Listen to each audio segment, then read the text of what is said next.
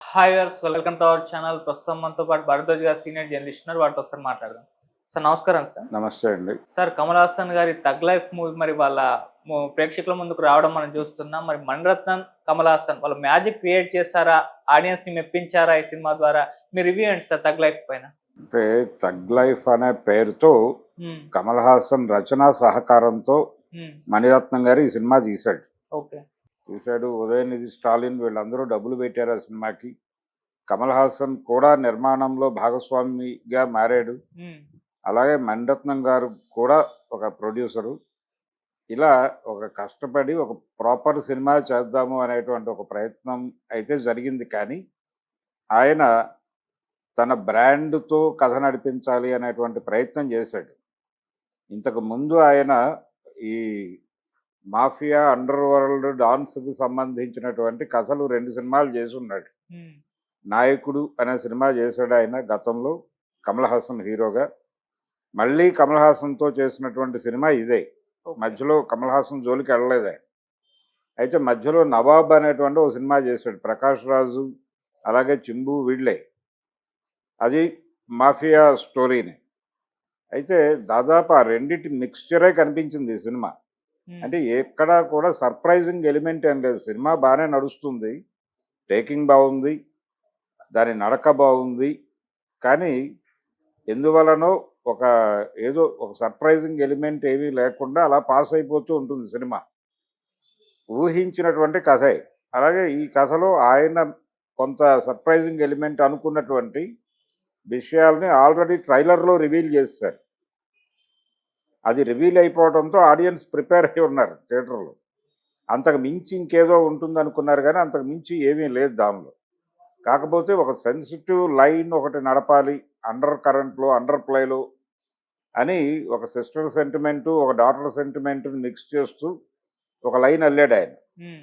అది ఆడియన్స్‌కి అంతగా టచ్ అవ్వకుండా నడిపారు. అలా కాకుండా కొంచెం దానికి స్పేస్ తీసుకుని ఉంటే కొంచెం బెటర్ రిజల్ట్ వచ్చుండేది. నిజానికి ఆ లైన్ కూడా వీళ్ళు 'నాయకుడు' సినిమా నుంచి అడాప్ట్ చేసిందే. 'నాయకుడు' సినిమాలో తండ్రికి, కూతురికి ఉండేటువంటి కాన్ఫ్లిక్టు, దాన్ని ఇంకొక లెవెల్‌లోకి తీసుకెళ్ళి ఇందులో వాడే ప్రయత్నం చేశాడు. అది ప్రాపర్‌గా అంటే దానికి అంత స్పేస్ ఇవ్వలేదు. ఆ స్పేస్ ఇవ్వకపోవడంతో అది ఆడియన్స్‌కి కనెక్ట్ కాలేదు ప్రాపర్‌గా. అలా నడిచింది. హ్మ్. అలాగే కమల్ హాసన్‌కి సంబంధించినటువంటి ఆయన ఇమేజ్‌కి సంబంధించినటువంటి సన్నివేశాల కల్పన అవన్నీ నడిచినాయి. ఇందులో ఇంకొక పెద్ద డ్రాబ్యాక్ ఏంటంటే సినిమాలో ఇది ఒక గ్యాంగులో జరిగేటువంటి ఇంటర్నల్ వార్ వరకు కన్ఫైన్ అయ్యారు తప్ప ఎక్స్టర్నల్ ఎనిమీస్ ఏమిటి, అలాగే ప్రపంచం ఏమిటి, అసలు వీళ్ళు డీల్ చేస్తున్నది ఎవరితో, ఏ అంశాలతో, ఆ ఏరియాలో ఉన్నటువంటి పోటీ ఏమిటి, ఆ ఏరియాలో ఉన్నటువంటి స్ట్రేట్ ఐడియాలజీ ఏమిటి అనే దానికి సంబంధించిన విషయాలు అస్సలు ముట్టుకొని కూడా లేదు. దాంతో ఇది పూర్తిగా 4 గోడల సినిమాగా మారిపోయింది.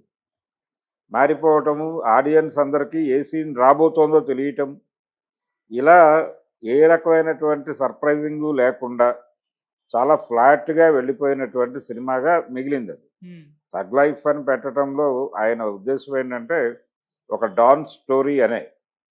ఆ డాన్ స్టోరీ చాలా ఇంట్రెస్టింగ్‌గా చెప్తున్నాను నేను అనుకున్నాడాయన. కానీ అందులో ఆ ఇంట్రెస్టింగ్ ఎలిమెంట్స్ ఏవి కనిపించలేదు. కాకపోతే చివర్లో ఆ డాన్ వ్యవసాయం చేసుకోవటం, అలా ఒక లైన్ తీసుకున్నాడు గానీ, అది కూడా ఆడియన్స్‌కి అంటే అదొక రిలీఫ్ ఇదిగా అనిపించింది తప్ప, ఏ క్యారెక్టర్ ఎందుకు చనిపోతోందో అనేది, ఈ చనిపోవటం అనేది ఒక క్యారెక్టర్‌ని చంపేయటం అనేది ఆడియన్స్‌కి ఒక ఫీలు, ఒక పెయిను ఉండేలాగా, ఒక మరణం ఉండాలి నా సినిమాలో అనేది ఆయన చాలా కాలంగా చాలా సినిమాల్లో అనుసరిస్తున్నటువంటి పద్ధతే మణిరత్నం. హ్మ్. అందులో భాగంగానే ఇందులో కూడా ఒక క్యారెక్టర్‌ని చంపేస్తాడు ఆయన. 'నాయకుడిలో' చూసాం మనం ఆల్రెడీ. 'నాయకుడిలో' కమల్ హాసన్ క్యారెక్టర్‌ని టిన్ను ఆనంద్‌తో కాల్పించి చంపేస్తాడు. ఆ చంపేయటం ద్వారా బయటికెళ్ళేటువంటి ఆడియన్స్‌కి ఒక పెయిన్ ఉండాలి అనేది అది 'బాలచందర్' నుంచి అడాప్ట్ చేసుకున్నటువంటి ఒక లక్షణం. ఆ లక్షణం ఈ సినిమాలో కూడా కొనసాగింది. అందుకని ఒక రకంగా ఇది 'నాయకుడు' అలాగే 'నవాబ్' ఈ 2 సినిమాల కథల నుంచి డిరైవ్ చేసినటువంటి కొన్ని పాయింట్స్ ఆధారంగా కమల్ హాసన్ గారి ఇన్పుట్స్ కొన్ని తీసుకుని ఒక విచిత్రమైనటువంటి కథల్ని దానికి థగ్ లైఫ్ అనేటువంటి పేరు పెట్టి భారీ తారాగణంతో చాలా భారీ సెట్స్లో షూట్ చేశారు. అయితే టేకింగ్కి సంబంధించి మణిరత్నం చాలా అద్భుతంగా టేకింగ్ చేశాడు. దానిలో ఎటువంటి నిజానికి ఆడియన్స్ని అంతసేపు థియేటర్లో కూర్చోబెట్టగలిగింది అదే. ఆయన సన్నివేశ కల్పన మీద చాలా ఎక్కువ శ్రద్ధ పెట్టాడు. ఆ శ్రద్ధ కొంచెం తగ్గించి కథ మీద పెట్టుంటే అప్పుడు ఈ అదనపు హంగులన్నీ కూడా దానికి కనెక్ట్ అయి ఉంటే సినిమా డెఫినెట్గా మణిరత్నం గారికి ఒక కంబ్యాక్ మూవీ అయ్యేది. కమల్ హాసన్ తన ప్రయత్నం తను చేశాడు, తన పెర్ఫార్మెన్స్ బాగుంది. అంటే ఆయన గతంలో చేసినటువంటి క్యారెక్టర్ల ఛాయలు చాలా కనిపిస్తాయి దీనిలో. ఆయన అంతే చేస్తాడు, అలాగే చేస్తాడు అని అది కూడా ఆడియన్స్ ఫిక్స్ అయిపోయి ఉన్నారు.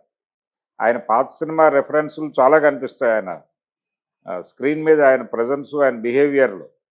సరే, వింటేజ్ హీరోల నుంచి అంతకు మించి ఎవరు ఆశించరు, అదే కోరుకుంటారు కూడా. అది వర్కౌట్ అయిపోయింది. కానీ మణిరత్నం టేకింగ్ సైడ్ చాలా అద్భుతమే.